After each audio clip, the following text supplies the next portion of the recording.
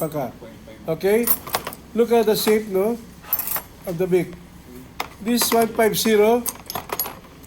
This is the forceps is used to extract anterior teeth, including first, sorry, first, second bicuspid on the other side. Huh? So, you can extract all anterior teeth, central lateral cuspid, including first, second bicuspid on both right and left, no? Okay. Again, even you're left-handed or right-handed, you can use this. Kasi the handle is just straight, no? This is a proper way how to hold it, no? Again, 1, 2, 3, 1, 2, 3. Little finger, wala. Sa labas lang. This is the proper way how to grasp how to hold the forceps. Hindi ganito, nasa gitna. Imagine, pag you hold the handle of this forceps at the middle, pag-adapt ng beak, yung fist mo nasa loob ng bibig ng pasyente. Mahirap pa ng pasyente, ha? Okay, same thing. For the lower, the counterpart of this is 151. 151. Okay? Again, same thing, no? 1, 2, 3. You hold it this way. Huh? Kita yun?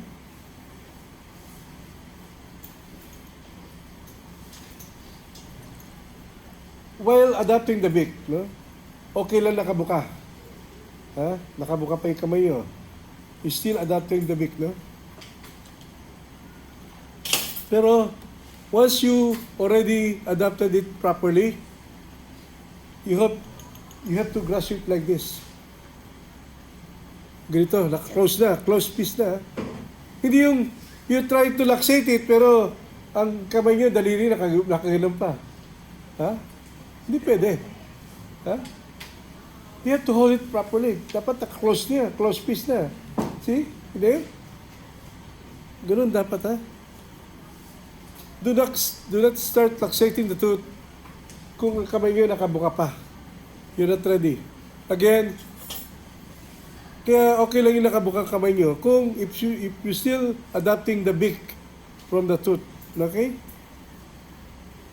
And always use your left hand or left finger to guide your beak. No? To guide it. Okay? Same thing on the upper. To guide the beak, no? Okay? Okay.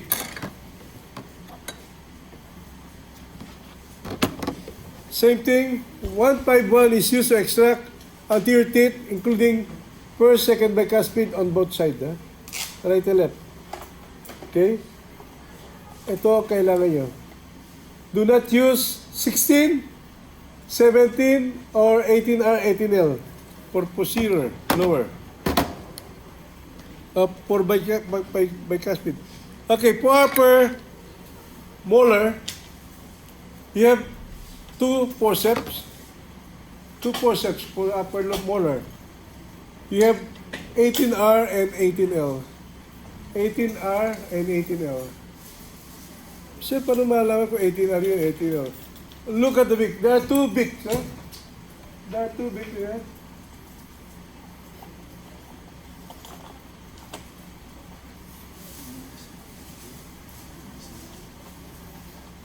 Isa, ganito lang eh, na? Ganito lang yung beak eh. Okay?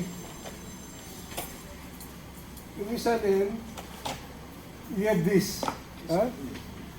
This one, look at this part of the beak. Pag nakita yung beak na yun, yung beak na to na may ganitong pointed part of the middle, that beak goes to the bifurcation, which is located on the buccal side.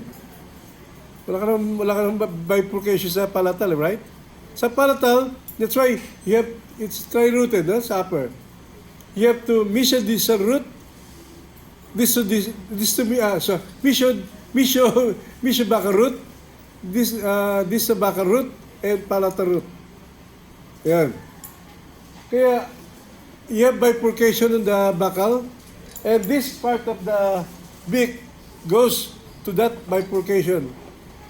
Kaya, just look at the beak. Then, hold it properly. Hold it properly. Usually, the handle is curved, right? Always, the concave part of the handle is always facing towards the palm. Towards the palm. Do not hold it this way. Mali. Ha? Mali, ha? Mali. Ayoko makita na hawak nyo, ganun. Mali. It should be always like this. Ilalim. Maliwag? Okay. Then, look at the wick. Where is this? It's here, on this side. Tapat to sa mukha ng pasyente. Kung simple lang. Right to. Diba? Common sense. Makita mo. Diba? This is 18R. Never use 18R to left side. Huh? Okay. How about this one? Look at it. Look at the beak. It's here. Hawak, hold it this way. Tapat mo sa mukha ng pasyente. It's here on this side. Left side. 18L. Hindi kayo, walang dahilan magkamali kayo. Ay, sige. Kita ba? Kita ba? Look at this. Kita ba? Kita? Okay. Okay, look, ayun. Sige, ayun. Kita nyo? Look at the beak. Ito, hindi ko, nahihilo ako. Asa ba? Yan. Look at the two beaks. You see the difference? Okay, ito isa. O, dalawa. Look at the difference. Huh? Di ba? Right and left. Kita? Okay? One beak is rounded. One beak is rounded because this part goes to the palatal root. Just embrace the palatal root. Because there's no bifurcation. Ang bifurcation, the buccal lang. Sa buccal side lang. So, very clear, no? This goes to the bifurcation. This one embraces the palatal root. Kaya hindi kayo magkakamali, okay? That's for the upper. For the lower, in case of you fracture it, you have 65 forceps. Look at the beak of the 65. Kita ba? Upper. Look at the beak of 65. Hello niyo. Ito, sino may tissue, please? Pay tissue. At tatulusin po ko. Sorry. Ay, naka talaga. Thank you. Alcohol. May men sa ilong ko eh. Bebe sa ilong ko. Kagamitan. Okay, look at this, ha? Nakita nyo? The beak is tapered compared to your 150. Malaki, di ba? Again, bakit kailangan tapered ang beak ng fragment forceps? Kaya tawag yung fragment forceps. It should be tapered talaga. Kasi sometimes, once you fracture the root, you have the... Okay.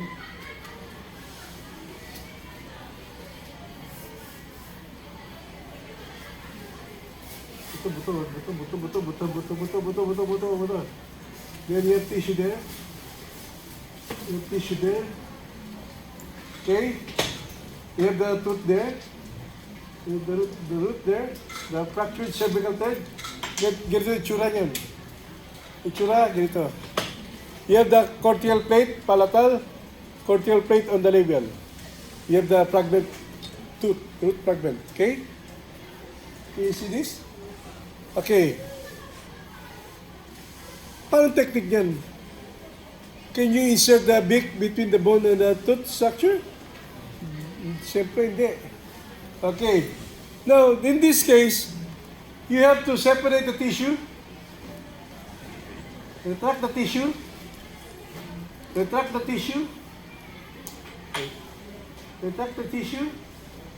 Huh? Use your gum set. Separate the tissue from the cortical plate, both sides. labial, palatal, expose this part of the tissue, the cervical third of the root, and including this part that covers this bone that covers the cervical third of the root. So, then, if you will use this forceps 150, malaking buto ang sisirain nyo. Sayang ang buto, sayang. Sayang ang buto. Please, when you deal with the bone, you have to do it conservatively, ha? Huwag yung basta-basta, banat ang banat. Wala kang pakialam kung mabasag ang buto ng pasyente. Ano yun ba? Yung bone graft, napakamahal. My God, yung 0.5 grams, it will cost you 8,000. Konting-konti lang, granules, ha? Okay. You have to use this tapered forceps. Tapered forceps. Yun, lito. Kasi you will adapt it here. Huh? You will adapt this bit here. And you will fracture minimal bone, part of a bone, no? Very minimal lang ang sisirain yung buto. Kasi maliit ang beak niya. Not like the original 150. Malaki ang beak. Malaki ang sisirain yung buto. Kaya dapat gamitin natin ang root fragment forceps. Iyan ang dahilan. Para hindi masyadong masira ang buto. Kasi babasagin yun, napakalit lang. You have to break the bone eh. Talagang we have to sacrifice the bone. Wala tayong magagawa. You cannot remove this. You cannot remove this fragment without removing part of the cortical plate, destroying the bone. Talagang sisirain mo. Kaya lang ginagawa natin, para minimal lang, very minimal lang sira, we have to use this kind of forceps. Huh? You break the bone, the cortical plate, labial palatal, so that you can hold the root fragment. Pag nabasag yun, you can hold down the root fragment, then you can start luxating the tooth. That's the only way. Napakasimple. Pero hindi basta-basta yun, hindi basta-basta ganun, ha? Pagka nahawakan yung ipin, minsan, pag-apply ng force, pressure, crack, sabi ng ipin, crack, patay ka, bata ka. Nabawasan pa. Makata. Ano gagawin nyo? Buka ulit ang tissue. Separate na tissue. Wala kang magagawa. Kaya dapat makuha nyo kagad in one hit. Kaya dapat magandang kapit nyo. You have to apply, first pressure to be applied is apical pressure. Insert the beak. Hanggang dun sa part na maganda na, mahawakan nyo. Kasi, pag ginawakan nyo yung ipin, sa part ng ipin na sira, kami ng ipin. Dapat once you grasp the tooth, it should be in a sound tooth structure. Tandaan nyo the beak should be in a sound tooth structure before you try to luxate it. Maliwanag? Yes. Any question? Any question? Okay? Even sa first extraction nyo, you have to separate the tissue. Gumset, no? Ano yung separate natin na tissue? Anong tissue yung separate natin? Let's say central incisor, magbubunot ka. Ano yung separate natin tissue? Palatolingual o palatolabial. Ano yung tissue? What do you call that part of that area? Above the cervical. That is gingiva, right? Gingiva, right? Gingiva. Ano yung separate natin? We try to separate the attached gingiva. Attached gingiva. Dapat konting review sa anatomy, ha? Attached gingiva. We are separating the attached gingiva. Huwag kayo matakot. Sige! Ganun. Hindi masakit yun. Walang sakit. As long as you have anesthesia, outer inner nerve loop, No problem. Huwag kayong matakot mag-separate, ha? Para, when you insert the beak, when you try to adapt or insert the beak, you try to insert the beak, you can push the beak on the sound tooth structure. Kasi yung cervical area, may sira pa yun, may sira eh. May sira, gano'n, may sira, oh. O, minsan, nasa ganito, bupa. Bupa yung lang. Eh, sira. O, may ipin ba? O, ito, sira. Yung loob yan, baka sira rin. Very weak. Bulok. Kaya, if you adapt the beak on the crown portion, and you apply pressure, ano sabi ng ipin? Crack. Nasa crown ka eh. Di ba? Weak ang crown. Di ba sabi ko? You have to grasp the tooth on a sound tooth structure. Yung matigas, yung tingin mo matibay. So, you have to separate the tissue, the attached gingiva, buka, para ipasok yung beak. Hanggang saan?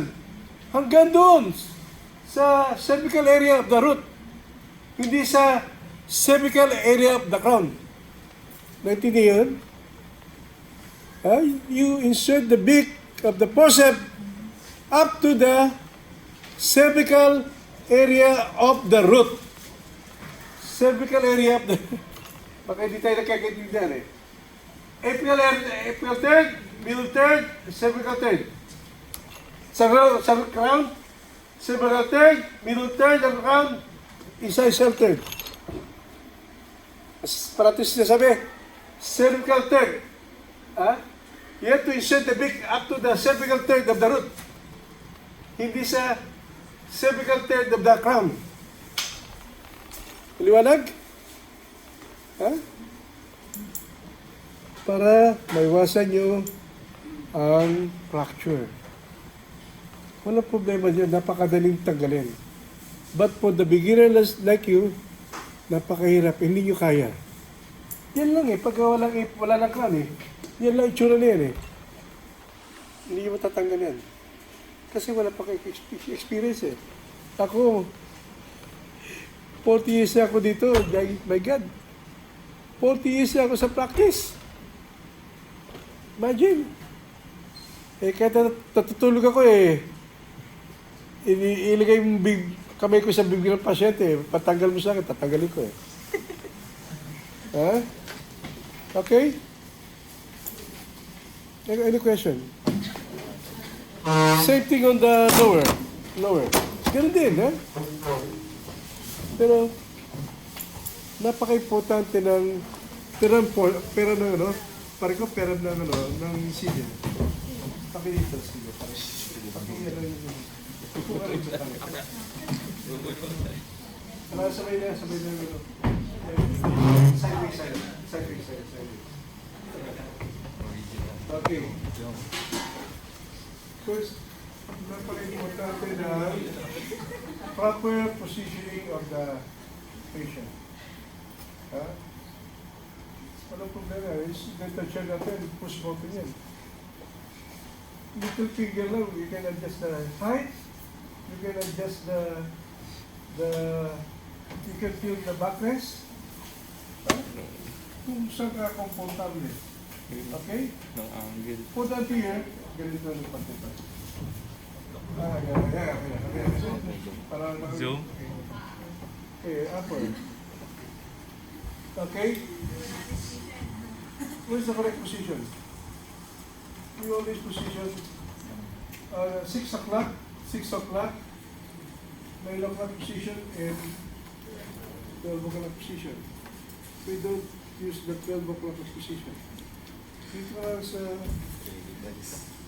6 o'clock position, or 7, 9 position. Balik tayo. Pocha. Dito. Okay. Dito. Dito harap.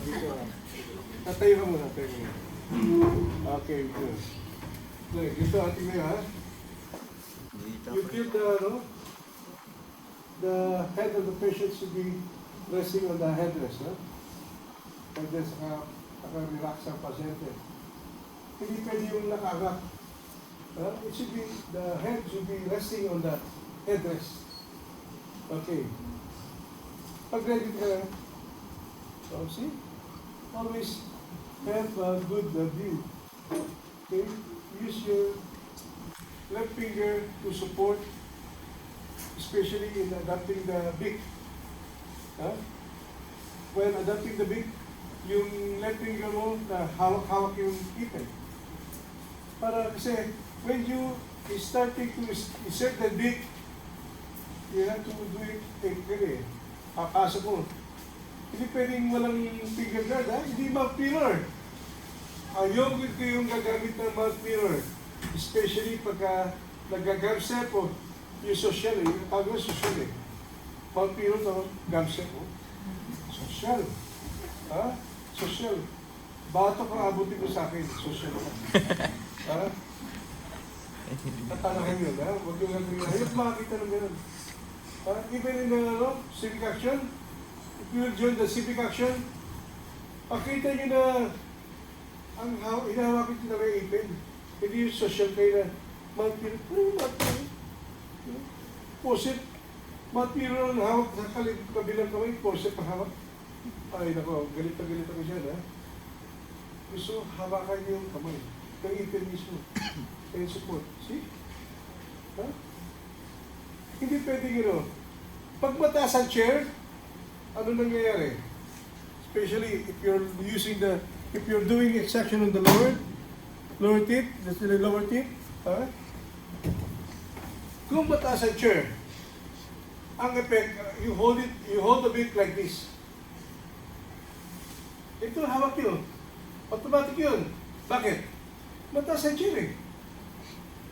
If you hold it this way, diba sabi ko, you have to hold it this way. Dapat ganito, diba? Eh, mataas ang chair. Hindi pwede, kagano'n ka. Yung kilikili mo, nakaangat ako eh. Pati paa mo nakataas. Kasi mataas ang chair eh. You adjust the chair. You lower the chair. Parang hawak nyo, hindi ganito. So, pag tamang height, dapat hawak nyo ganito eh. See? Sabi ko sa 7 o'clock or 9 o'clock position. 7 o'clock position, okay? The rest of my fingers on the lower jaw to support the jaw. And my thumb on top of the beak so that I can do apical pressure. Apical pressure. I can push it downward para ma-reach yung sound tooth structure. See? And when I start moving it, okay, I can do it. I can position my thumb on the other side and luxate the tooth to the buccal. Buccal, then chip again. I will luxate it again on the lingual side. From buccal side, other side, ipatama ko dito. Ganun. See the technique?